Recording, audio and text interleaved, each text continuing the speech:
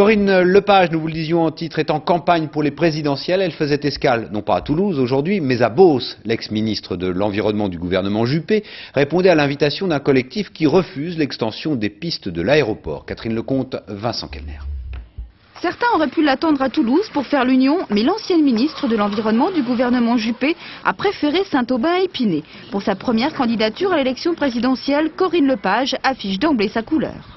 Je suis une candidate qui se situe sur l'échiquier politique au centre droit. Je ne suis pas dans l'Union en mouvement, je suis une femme indépendante. Je défends des convictions fortes sur l'environnement, sur la santé, sur la qualité de vie et je ne suis pas dans l'Union en mouvement.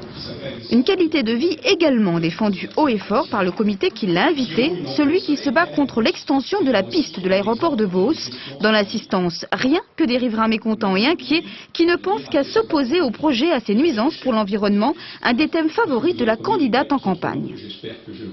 Corinne Lepage est reconnue depuis longtemps au niveau de l'environnement.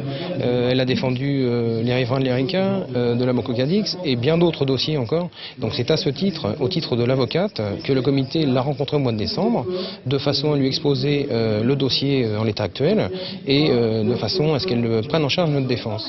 C'est un allongement qui pose incontestablement des problèmes considérables pour les riverains, alors même que l'avantage attendu n'apparaît pas tout à fait évident. C'est-à-dire que ça ne va pas permettre de développer considérablement les moyens de transport pour les gens qui habitent ici, que c'est essentiellement fait pour des charters et que le développement économique n'y va pas.